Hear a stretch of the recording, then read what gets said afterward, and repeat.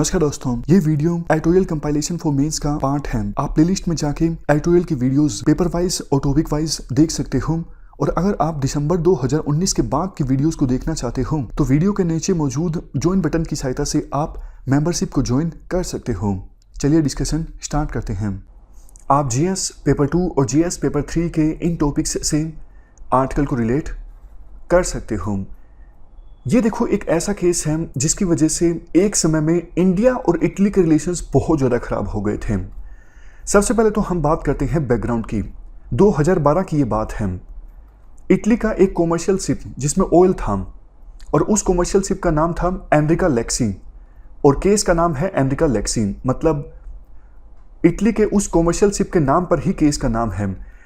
ये इटली का शिप हमारे कोस्ट के पास से गुजर रहा था और जब इंडियन कोस्ट से ये 20.5 नॉटिकल माइल्स की दूरी पर था, यानी इंडिया के कॉन्टिग्यूअस जोन में था, तो इस कॉमर्शियल शिप में मौजूद 2 इटालियन मैरीन्स ने, वहां पर एक बोट मौजूद थी इंडियन फिशरमैन की, उस बोट पर मौजूद इंडियन फिशरमैन पर गोलियां चला दी और इस गोलाबारी में हमारे 2 फिशरमैन की डेथ हो गई। समझ गए? इटली का ये शिप हमारे कोस्ट के पास से गुजर रहा था, वहां पे इंडियन फिशरमैन की बोट थी और उस फिशरमैन की बोट पर मौजूद 2 फिशरमैन को गोली मार दी गई इटालियन मरीन्स के द्वारा। तो इंडियन पुलिस ने उन 2 मरीन्स को गिरफ्तार कर लिया। सरकार के द्वारा यह केस एनआईए को सौंप दिया गया था, यानी नेशनल इन्वेस्टिगेशन एजेंसी को, और एनआईए ने इंडियन पिनल कोड के तहत काफी सारे चार्जेस इन मरीन्स पर लगाए गए। बट देखो, इटली ने यह क्वेश्चन रेज किया कि आपकी जुरिडिक्शन नहीं है, मतलब आप जो मरीन्स दोषी हैं गोलाबारी के लिए उन पर ट्रायल नहीं चला सकते, हम ही उन पर ट्रायल चलाएंगे। तो 3 साल तक ऐसा ही चलता रहा। सुप्रीम कोर्ट के द्वारा एक स्पेशल कोर्ट गठित की गई थी ये पता लगाने के लिए क्या हमारी जुरिडिक्शन है या नहीं है उन मरीन्स पर ट्रायल चलाने के लिए। लेकिन 3 साल बाद यानी 2015 में इटली चला गया International Tribunal for Laws of Sea के पास। इटली ने जाके इस ट्रिब्यूनल को बोला कि आप इंडिया को डायरेक्शंस दीजिए कि 2 मरीन जो अभी इंडिया में हैं उनको वापस इटली में भेजा जाए और उन्होंने जो मर्डर किया है 2 इंडियन फिशरमैन का, उससे रिलेटेड ट्रायल जो है वो इटली में ही चले। इटली की इस प्ली पर एक्ट करते हुए International Tribunal for Laws of Sea ने अपना जजमेंट दिया और कहा कि इंडिया और इटली दोनों इस केस में जो भी प्रोसीडिंग्स चल रही हैं उन्हें फिलहाल रोक दें। हम एक अलग से ट्रिब्यूनल गठित करेंगे इस पूरे केस में फैसला देने के लिए। हालांकि इंडिया ने विरोध किया था। इंडिया ने कहा था हमारी जुरिडिक्शन है, आप की कोई जुरिडिक्शन नहीं है, आप अलग से कोई ट्रिब्यूनल मत गठित कीजिए इस केस पर सुनवाई करने के लिए। But International Tribunal for Laws of Sea ने हमारी बात नहीं मानी। उन्होंने आदेश दिया इंडिया सारी प्रोसीडिंग्स को फिलहाल सस्पेंड कर दे, हम अलग से एक ट्रिब्यूनल का गठन करेंगे इस केस पर सुनवाई करने के लिए और फैसला देने के लिए। उसके बाद हमारी सुप्रीम कोर्ट ने भी अलाउ कर दिया। एक मरीन तो ऑलरेडी मेडिकल कंडीशंस के आधार पर इटली जा चुका था और दूसरा मरीन जो इंडिया में मौजूद था उसको भी सुप्रीम कोर्ट ने अलाउ कर दिया कि तुम भी भाई जा सकते हो इटली। तो अब क्या हुआ है?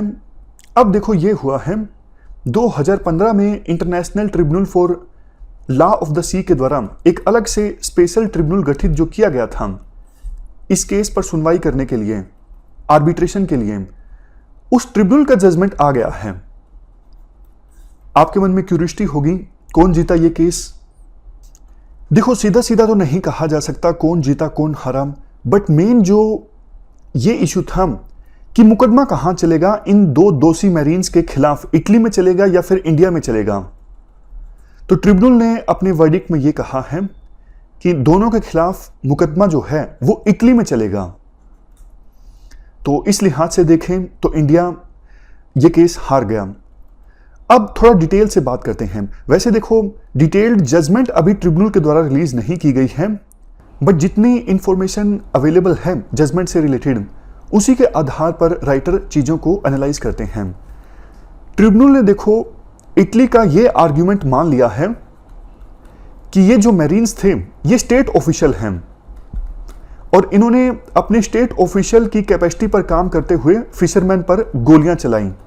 और हमारा कानून ये कहता है अगर स्टेट ऑफिशियल्स दूसरे देश में जाके कोई क्राइम करते हैं तो उनको इम्यूनिटी मिलेगी दूसरे देश में और उनका मुकदमा चलेगा इटली में ही। ऐसा है हमारा कानून। ये आर्गुमेंट इटली के द्वारा प्रेजेंट किया गया। मैं फिर से बोलता हूं, उन्होंने कहा मैरीन्स ने अपने स्टेट ऑफिशियल की कैपेसिटी में काम किया जो उन्होंने गोलियां चलाई, और हमारा कानून ऐसा है कि जब कोई स्टेट ऑफिशियल दूसरे देश में जाके क्राइम करता है तो उनको इम्यूनिटी मिलती है। दूसरे देश की सरकार उन पर केस नहीं चला सकती, उन पर मुकदमा चलेगा इटली में ही, क्योंकि उनको हमारा कानून ने इम्यूनिटी प्रोवाइड की गई थी हमारे कानून के द्वारा। बट इंडिया का आर्गुमेंट इसके अगेंस्ट काफी ज्यादा स्ट्रॉन्ग था। इंडिया ने कहा कि भैया ये जो International Tribunal for Laws of Sea है इनका तो कोई लेना देना ही नहीं है इम्यूनिटी से। स्टेट ऑफिशियल्स को अगर इम्यूनिटी दी जाती है दूसरे देश में क्राइम करने पर, इससे संबंधित कोई बायलेटरल एग्रीमेंट होना चाहिए या फिर मल्टीलेटरल एग्रीमेंट होना चाहिए, लेकिन International Tribunal for Laws of Sea का इस इम्यूनिटी के कंसेप्ट से कोई लेना देना नहीं है। यह तो आपकी ज्यूरिडिक्शन से बाहर का मामला है। और इंडिया का आर्गुमेंट काफी ज्यादा स्ट्रॉन्ग था। वास्तव में इस ट्रिब्यूनल का इम्यूनिटी से क्या लेना देना, इसके लिए तो और कोई मल्टीलेटरल एग्रीमेंट होना चाहिए था ना, लेकिन इंडिया के इस आर्गुमेंट को नहीं माना गया। इसके बाद देखो एक और इश्यू आता है। आपने वियना कन्वेंशन के बारे में तो जरूर सुना होगा। वियना कन्वेंशन में क्या होता है, एक देश के डिप्लोमेट जब दूसरे देश में काम करते हैं तो उनको इम्यूनिटी मिलती है। मान लीजिए दो देश हैं ए और बी।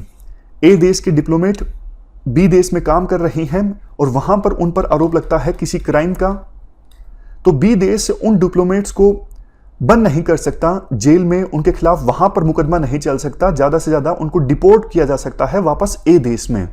इम्यूनिटी मिलती है वियना कन्वेंशन के तहत डिप्लोमेट्स को।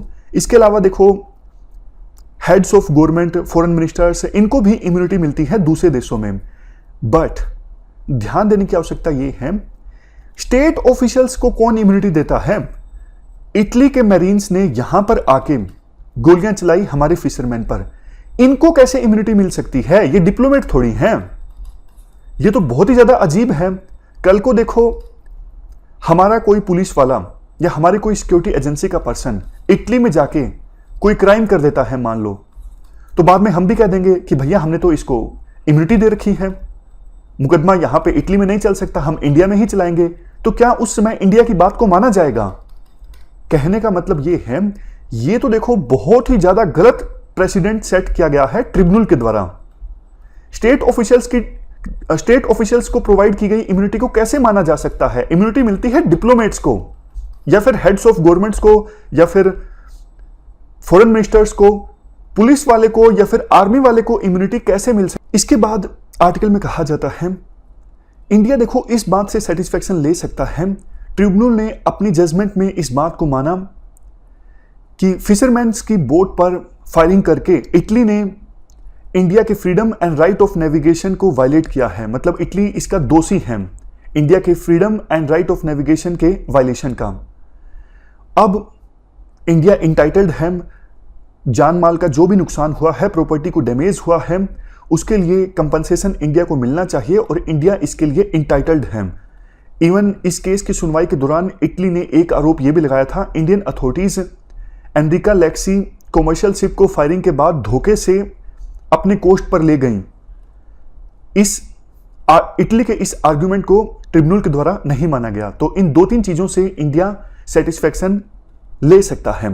कंक्लूजन में यह कहा जाता है, सबसे पहली चीज देखो, इंडिया जिस कंपनसेशन के लिए इंटाइटल्ड है, इटली को बोला जाए कि भैया आप कंपनसेशन दीजिए, लॉस ऑफ लाइफ हुआ है, प्रॉपर्टी को डैमेज हुआ है। दूसरी चीज, इटली में केस चलेगा इन मरीन्स के अगेंस्ट।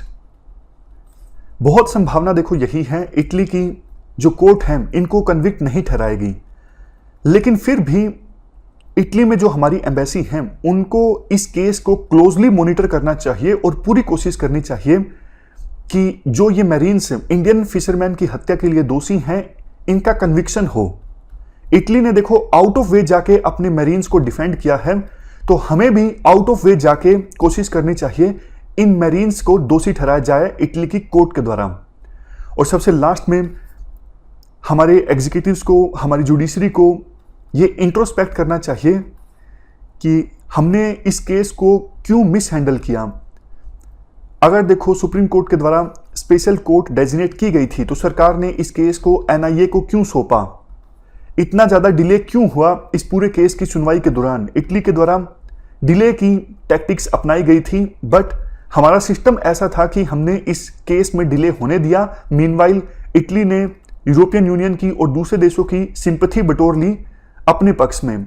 तो हमें इंट्रोस्पेक्ट करने की आवश्यकता है कि हमारा सिस्टम क्यों दोषी है, ताकि सिस्टम में रिफॉर्म लाया जा सके। इस डिस्कशन में फिलहाल इतना ही है। Thank you very much for discussion.